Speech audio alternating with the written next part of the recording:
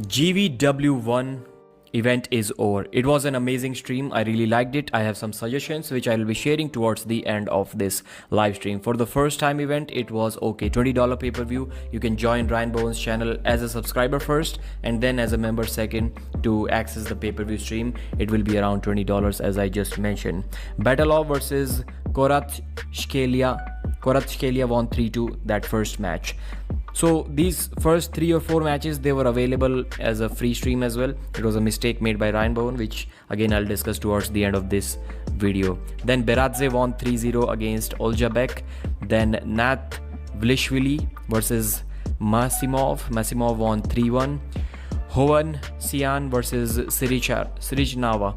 Hoan Sian won 3-1. This was a controversial match in my opinion. So Sirijnava did a massive elbow foul, like 10 inches above the elbow pad, elbow foul, and he still got a restart. I know it is according to the rules, but it is about time when we introduce the rule of a professional foul. You just cannot be lifting your elbows 10 inch off the pad and get a restart with just one foul. I mean, something looks so weird about that, so unprofessional in my opinion. It should be changed not only in a professional format but also in WAF format as well. Then Muzaffarov versus Porong. Muzaffarov is a beast. I think I uploaded a video about him when he was flash pinning Denis Siplenkov in practice polls, or at least pinning him if not flash pinning, and he destroyed Tobias Porong right arm 3-0. Then Chetna Sharma versus Makarova. Chetna couldn't slip against Makarova. Way too strong, way too experienced. Adelia Makarova, Artur Makarov's wife, 3-0 victory. Samusha versus Kirsten Mercieka, and Kirsten won the first round. That was a surprise, and it didn't, although I was thinking that Bojidar was just acting against Kirsten. It wasn't really a good match. In this match, either Samusha is a really good actor, because I couldn't figure out the acting here. Kirsten was in a good spot for most of the match, but Samusha is really difficult to move from this position when he has his wrist slightly bent and he's just holding you. You cannot do anything from there. Sasho cannot do anything from there. Nurdilat Adar Khan cannot do much from there. So Kirsten was also in a similar position, but he did really good, better than I expected. Adamyan versus Pogosiani with 3 top rolls. I forgot to write the results of one super match here, which I'll mention towards the end of this video, or you can just check it here, or I'll add this a screenshot in the video. That was a 3-0 result for the Georgian. Then we have Bowen versus Bubenko. Elder Bubenko got stopped by Bowen in the 3rd round. It was an interesting round, but as I've mentioned, Ryan has never won a single round when he's in the King's move. He can hold people for a long time, but he cannot win, and that's exactly what happened here. The last call was controversial. I didn't see any foul there, but maybe they have introduced that new rule here as well, the WAF rule change, which says that now shoulder below the table is a straightaway foul. Ryan's shoulder did go below the table in a neutral position for a second there. Zavarashvili versus Makarov. Makarov won 3-1. He got flash pinned in first round, I think inside with a pronation. Then he came back and he started flash pinning Zavarashvili, the Georgian. How are East versus West champions competing in GVW, the enemy organization of East versus West? So we have Artur Makarov competing here. We have David Samusha competing both arms. What's going on, man? Somebody explain this to me. Frank Lamparelli defeated the Georgian Tabagari 3-0. So 2 Georgians lost here back to back.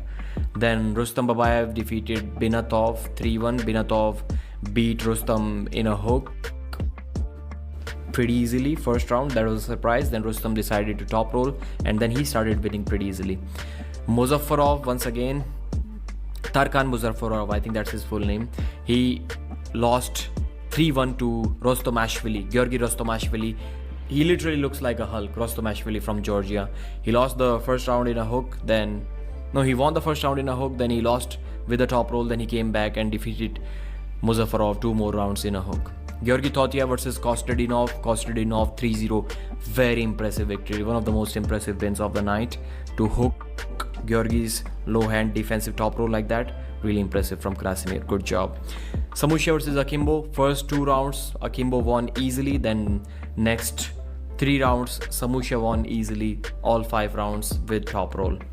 Georgi Zaranov versus Paizulaev. Again, this is another match whose result I've recorded separately. Zaranov, I would have to say, except the first round, he dominated Zaur Paizulaev with his arm power. Not so much of his hand power, but with his arm power. And the pronation was solid as well. That's what stopped Zaur in the first place. So great job, Georgi Zaranov. I think he can have a lot of amazing matches now. Some people are suggesting Georgi Svetkov too. Georgi versus Georgi. Maybe that match makes sense. Maybe Zaranov versus, I'm not sure who he should go up against, but the guy can have a lot of good matches between number 6 to number 10 now. He's a beast. So speaking about the issues the stream had, first of all, Ryan was thinking that he can somehow magically change the free stream into a pay-per-view stream. He doesn't need to create a new stream. The non-members will be kicked off the stream. It cannot happen. Like, things like that just does not happen. So later they had to pause the event and create a new stream, which they should have done earlier. Whenever they were showing the replays, they did not have the keep pitch option. So if the replay was 0.5x speed, the audio was like a robotic, very heavy tone. You can guess what I'm trying to say. It stayed like that throughout the video. The fonts of the screen, on the screen that were showing the names of the athletes, they were really difficult to read. They need to change that as well.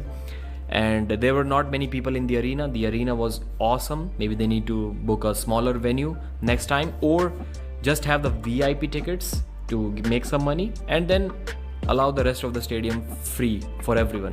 At least the video will not look bad when we were seeing the empty seats in the background. So these are my suggestions. And yeah, biggest suggestion, don't have 17 fucking super matches in one card, man. Come on, bro. Especially not many matches were on this card. I would say out of those 17, at least 11 matches nobody cared about. So please do not do that, especially when you're uncertain about the future of the business that you're trying to run. Do not waste money like that. So that's it for this video now. Finally, we can sign off. Bye.